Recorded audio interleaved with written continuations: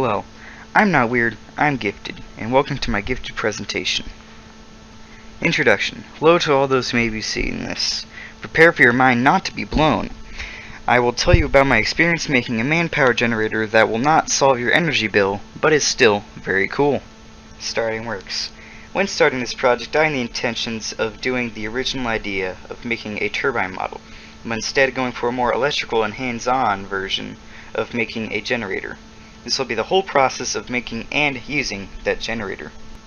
Motor/generator. The first step was to get the source of power. All the power I was going to need would be from an attic fan replacement motor. This was $45 on Amazon that runs at 120 volts, 4.3 amps with AC current. Energy/fuel source. The way that this generator would work is by rotating it fast enough the motor will produce energy instead of use. This rotation will come from an automotive belt connected to the motor and a pulley wheel. Connection to the power. Having these three parts combined would be able to produce enough energy to power your wall outlet, with it taking a lot of effort from you. You're able to have power during any time and power out. Supplies. Taking a step back, I had to stop and think about my generator. After spending a week finding the best fitting motor, I came across the 120 volt one. In competition with other motors on Amazon, this is really the only one that could power a wall outlet. Supplies V2. Having gotten the motor problem solved, the next thing was a way to spin it fast enough. The first way was to have a system of gears of increasing rotational force, instead substituting it for a belt because it's more interchangeable and being at the auto parts store. The first step for electricity. The first part was to create a base board that would hold everything still. The base would be wood for simplicity of making it.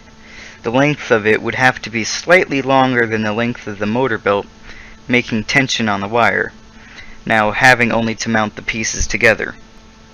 First attachment. The first thing I attached to the board was the motor. The motor being tilted, I connected a plastic piece to it and drilled it to the wood board.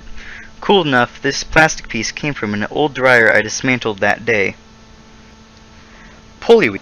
The wheel consists of a few parts: a large bolt, a bolt drill bit, and a few nuts.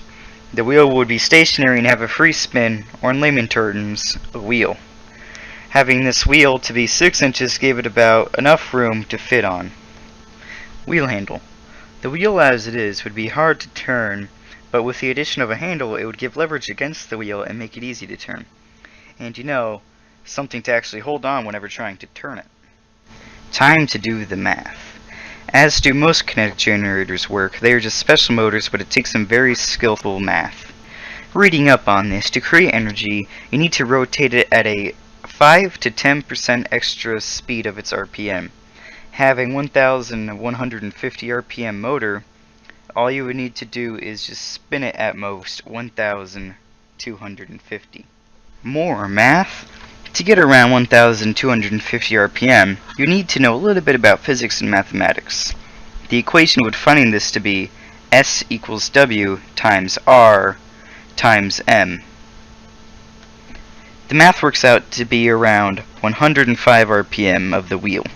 Trust me, I am good at math. Now to the real stuff.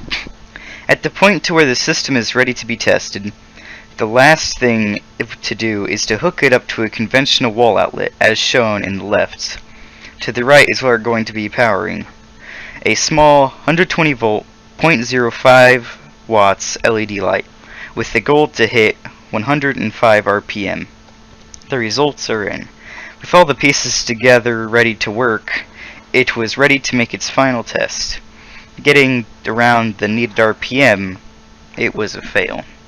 For unknown reasons, it had not worked, and even sadder, it was only a little LED light to power. Reasoning. Now, there would be maybe two possible reasons for why it didn't work. The first would be that the motor doesn't use magnets, instead one big cylinder of iron. The other reason is that it's impossible to create energy using an electric motor, but instead you may need to use a special generator. Conclusion. The experiment, although it didn't work, was still quite fun to do. The only thing to change is the motor, and it should theoretically work. Construction and testing took all about 6 hours and lots of sawdust. If anyone wanting to reconstruct this experiment should look more into their motor/generator. Links and stuff. Links to the motors, le Besson, the motor that could work, and emails for any questions that you may have. Thanks to my father who helped me in the construction of this, and Le Scrub brother who drives me around to places I need to be. A very long thank you list, I know. You've now reached the end. You can clap.